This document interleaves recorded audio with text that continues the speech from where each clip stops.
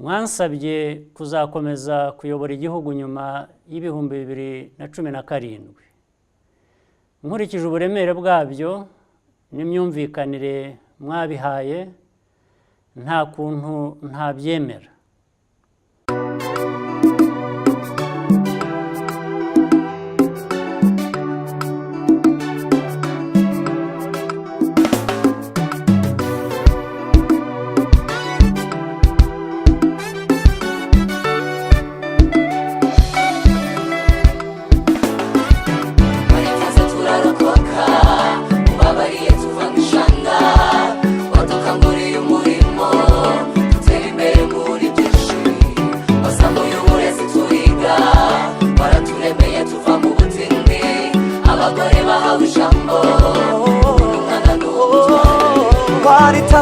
Turarokoka babariye tuva mu ishanga badukanguriye umurimo dutera imbere muri byinshi wasamuye uburezi turiga waraturemeye tuva mu butindi abagore bahawe ijambo ubona umwana n'umutware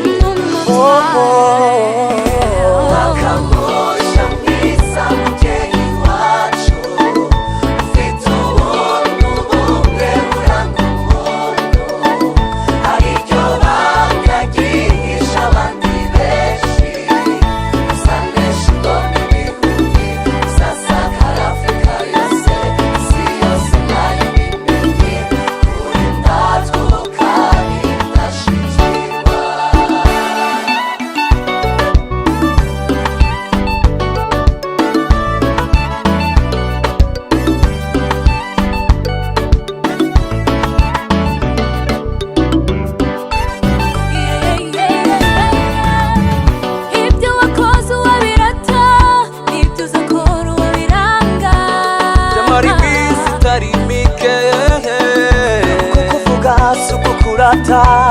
n'imihigo idakuraze yoyo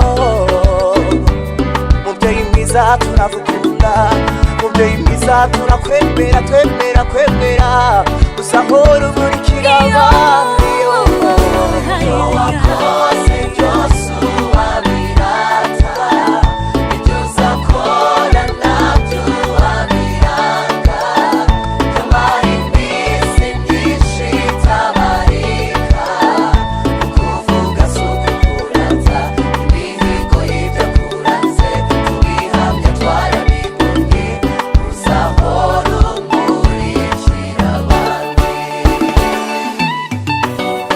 Yego twakiriye turayishima turi ba Kagame tukabyirata ni intego n'igihango twabigize intwaro yacu tuzabiraga n'abatuvukamo. Igitekerezo ntikirwanywa n'amazi yishakira inzira twizeye intsinzi ibihe byose.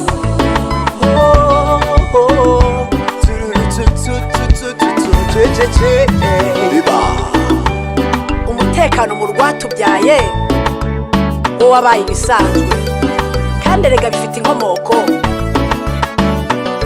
Umukuru w'igihugu cy'u Rwanda akunda abantu kuko azi neza ko ibintu ari ibishakwa.